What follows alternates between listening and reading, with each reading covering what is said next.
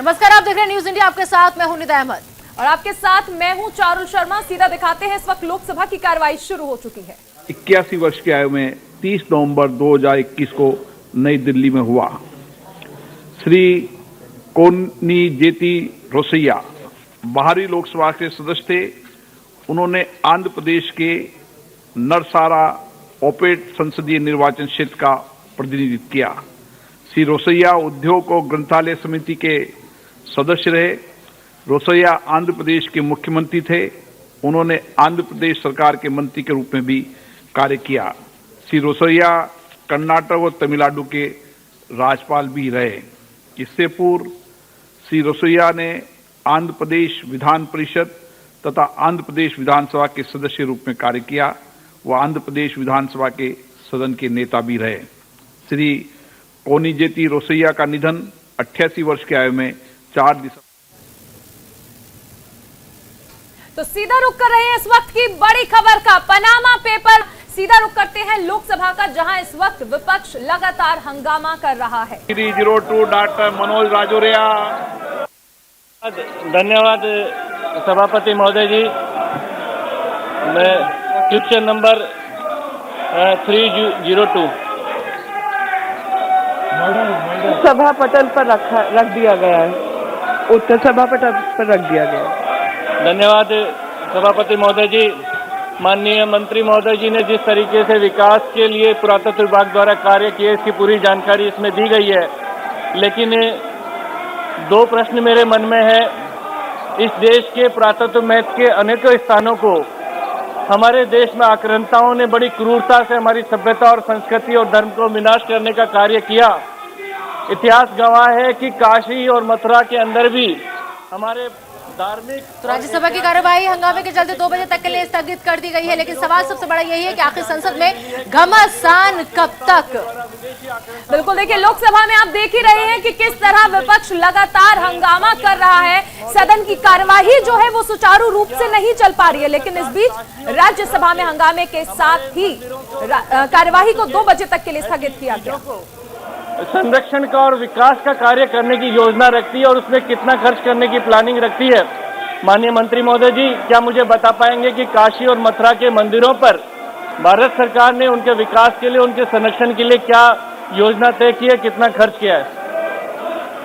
आदरणीय अध्यक्ष जी, काशी और मथुरा का डेवलपमेंट प्रसाद स्कीम के तहत किया जा रहा है और मथुरा वृंदावन का जो टूरिस्ट सर्किट है उस पर 10.38 करोड़ रुपया खर्चा किया गया है और टूरिस्ट फैसिलिटेशन सेंटर के ऊपर 9.36 करोड़ खर्चा किया गया है और वाराणसी के लिए 6.32 और जो क्रूज है, जो वहाँ पे क्रूज भी शुरू किया, उसके लिए 8.57 और वाराणसी की जो दूसरी प्रसाद स्कीम में अन्य काम हुआ उसके लिए 31। तो काशी पे ये सब खर्च किया गया है और गोवर्धन को लेकर भी मथुरा के अंदर 21.87 मथुरा पे खर्च किया गया है और सरकार ऐसे सब तीर्थ के स्थान जहां पर बहुत अधिक मात्रा में यात्री आते हैं वहां पर बहुत संवेदनशील है और उनके लिए लगातार प्रयास कर रही है उन सब स्थानों को डेवलप करने के लिए।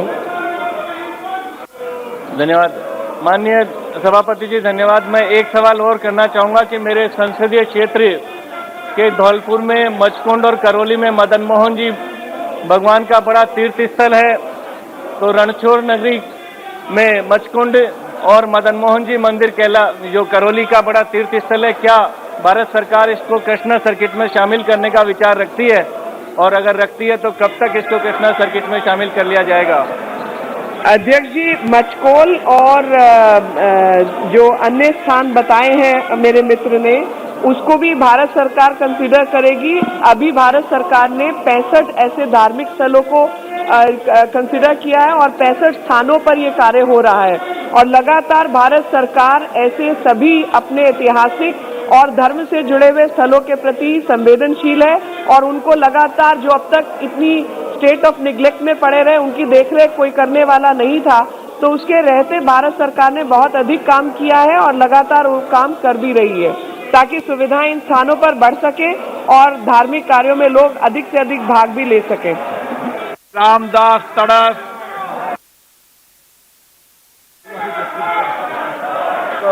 जानकारी के अनुसार भारतीय पुरातत्व संरक्षण विभाग के नागपुर सर्कल में कुल 94 स्थलों की संरक्षित किया गया है, लेकिन ऐसे अनेक ऐतिहासिक और प्राचीन धार्मिक स्थल है जिनका भारत पुरातत्व विभाग के माध्यम से संभाल करना आवश्यक है। अध्यक्ष जी, आपके माध्यम से मेरा केंद्रीय संस्कृति मंत्री से प्रश्न है कि जो ऐतिहासिक और प्राचीन धार्मिक स्थल भारतीय पुरातत्व संरक्षक विभाग के अंतर्गत नहीं आते, ऐसे स्थलों की पहचान करने, इन स्थलों का संभाल करने तो केंद्र सरकार क्या कार्रवाई करेंगी? और दूसरा, 1942 क्रांति में मेरे सांसद क्षेत्र आष्टी और बेनोड़ा में जो संग्राम हुआ, उसमें जो शहीद हुए, उनके स्मारक के लिए सरकार, उसके जतन के लिए सरकार क्या करेगी? आदरणीय अध्यक्ष जी, ताजसे जी का प्रश्न जो है, मुझे लगता है कि हर सांसद के मन में अपने संसदीय क्षेत्र को लेकर इसी प्रकार के प्रश्न आते हैं।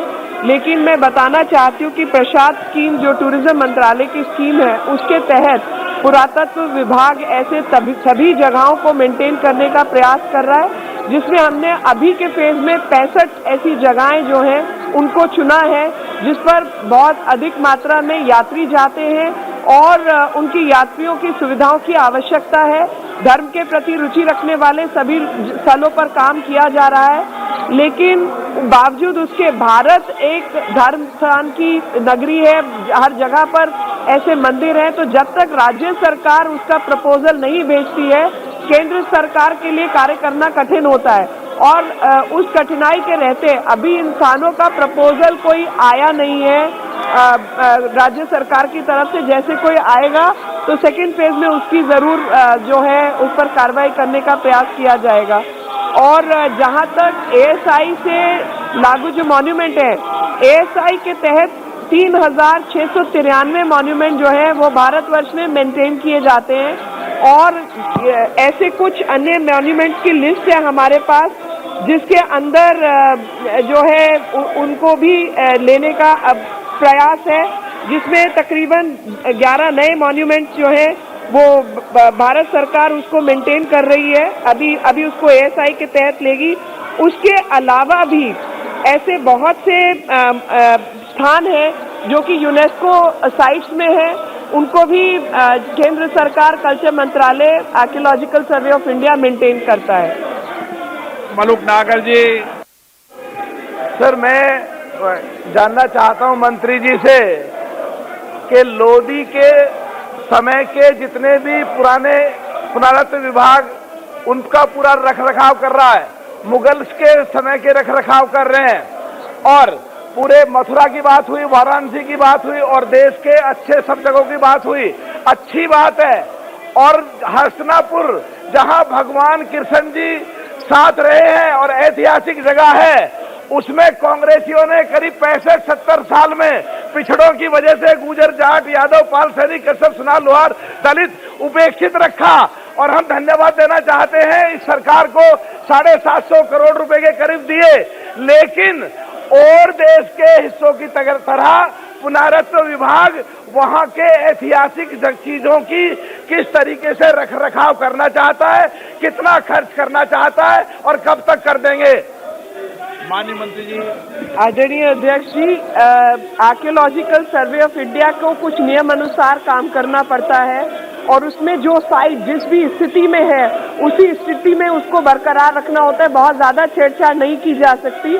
और जो जितनी पुरानी साइट है तो जाहिर है कि वहां पर जो भी कुछ चाहे आक्रमणकारियों की वजह से या अन्य वजहों से जो भी तकलीफ रही है पूर्व में, उसके रहते हम उसकी मेंटेनेंस उसी प्रकार से कर सकते हैं। बहुत ज्यादा नए पत्थर का इस्तेमाल या नई चीजें हम नहीं कर सकते, बावजूद उसके म्यूजियम बनाना, उसकी एक्सकवेशन करना, और वहां पे जो ऐसी हस्तिनापुर जैसी जो पुरानी साइट्स हैं, ऐसी तमाम साइट्स की भी रखरखाव किया जा रहा है। और उस समय के हड़प्पन साइट्स का भी रखरखाव किया जा रहा है, जिसमें धोलावीरा अभी लेटेस्ट साइट है जिसको हमने यूनेस्को में भी इंस्क्राइब करवाया है।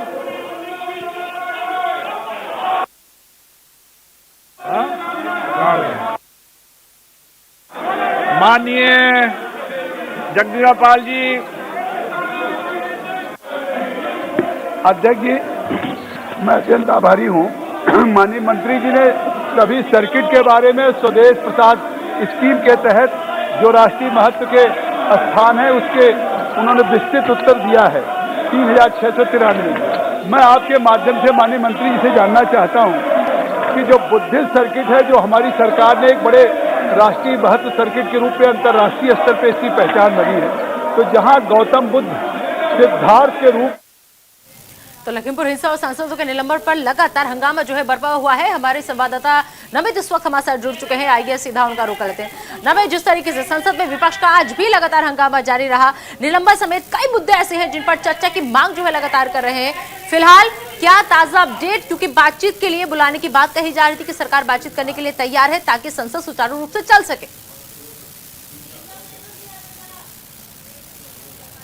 देखिए, बिल्कुल राज्यसभा के जो है फिलहाल बड़ी खबर यही कि राज्यसभा को 2 बजे तक के लिए स्थगित कर दिया गया है, क्योंकि संसद के दोनों सदनों में लगातार सुबह से ही जो विपक्षी दलों के सांसद थे वो हंगामा कर रहे थे। चाहे उसमें लखीमपुर में हुई हिंसा का मामला हो, अजय मिश्रा टैनी के इस्तीफे की मांग लगातार विपक्ष कर रहा है, और अभी भी लोकसभा के अंदर जो है विपक्षी सांसद हंगामा कर रहे हैं। राज्यसभा 2 बजे के लिए स्थगित हो गई है। दूसरा विषय जो आज चुनाव से रिलेटेड एक जो विधेयक है वो सरकार अब सदन के अंदर पेश करेगी, लोकसभा के अंदर पेश करेगी। उसको लेकर असदुद्दीन ओवैसी ने जो है वो लोकसभा में एक पत्र लिखा है और उन्होंने जो है इस पूरे बिल को जो है उसका विरोध किया है, क्योंकि सरकार आज वोटर आईडी से आधार कार्ड को लिंक करने वाला एक विधेयक जो है वो लोकसभा के अंदर पेश करने वाली है। उसको लेकर असदुद्दीन ओवैसी ने उसका विरोध किया है। इसके अलावा जो 12 सांसदों के निलंबन का विषय है उस पर लगातार जो है सरकार ने आज विपक्षी दलों को बुलाया था, लेकिन विपक्षी दलों की सरकार के जाने से पहले एक बैठक हुई है और उसमें यह कहा गया है कि हम सभी दलों को बुलाया जाना चाहिए, क्योंकि सभी दलों के सांसद जो हैं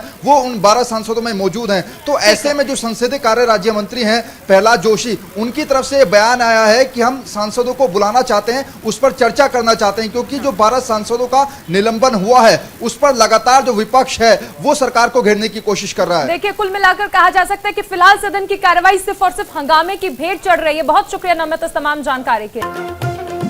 तो इस वक्त की बड़ी खबर आपको बता दें, पंजाब के कैबिनेट मंत्री राणा गुरजीत सिंह ने नवजोत सिंह सिद्धू पर हमला बोला है और कहा है कि सब जानते हैं सिद्धू मुख्यमंत्री बनने की मंशा से ही वो कांग्रेस में आए हैं। आपको बता दें कि उन्होंने कहा कि सिद्धू को किसी कांग्रेसी की वफादारी पर सवाल उठाने का कोई हक नहीं। नवजोत सिंह सिद्धू पार्टी को 2 गुट में बांटने पर तुले हुए हैं। इसके साथ ही उन्होंने नवजोत सिंह सिद्धू को राजनीतिक भाड़े वाला व्यक्ति बताया और बहुत बड़ा आरोप लगाते हुए कहा कि वो कांग्रेस को विभाजित कर रहे हैं। और इसी बड़ी खबर के साथ एक छोटा सा ब्रेक, बने रहिए न्यूज़ इंडिया के साथ। तो इस वक्त की बड़ी खबर आपको बता दें, ओमिक्रॉन के डर के बीच शेयर बाजार क्रैश हो गया है। सेंसेक्स में 1300 अंकों की गिरावट दर्ज की गई है। इस वक्त की बड़ी खबर, सोमवार को शेयर बाजार खुलते ही सेंसेक्स में 1300 अंकों की गिरावट दर्ज की गई है। ओमिक्रॉन के खतरे के बीच, ओमिक्रॉन के बढ़ते मामलों के बीच आप देखिए कि शेयर बाजार क्रैश हो गया है। सोमवार को जैसे ही शेयर बाजार खुला उसके साथ ही ये खबरें सामने आई। सेंसेक्स में 1300 अंक की गिरावट दर्ज की गई है। इस वक्त की बड़ी खबर आपको बताई जा रही है, सेंसेक्स में 1300 अंकों की गिरावट दर्ज की गई है। सोमवार को जैसे ही बाजार खुले वैसे ही ये खबरें सामने आई। ओमिक्रॉन का खतरा जिस तरह से बढ़ता जा रहा है उसके बाद ओमिक्रॉन के डर के बीच शेयर बाजार के क्रैश होने की खबरें सामने आई। सेंसेक्स में 1300 अंकों की गिरावट दर्ज की गई है। इस वक्त की बड़ी खबर, ओमिक्रॉन का खतरा जिस तरह बढ़ रहा है, ओमिक्रॉन के मामले जिस तरह से बढ़ रहे हैं उस बीच शेयर बाजार क्रैश होने की खबरें सामने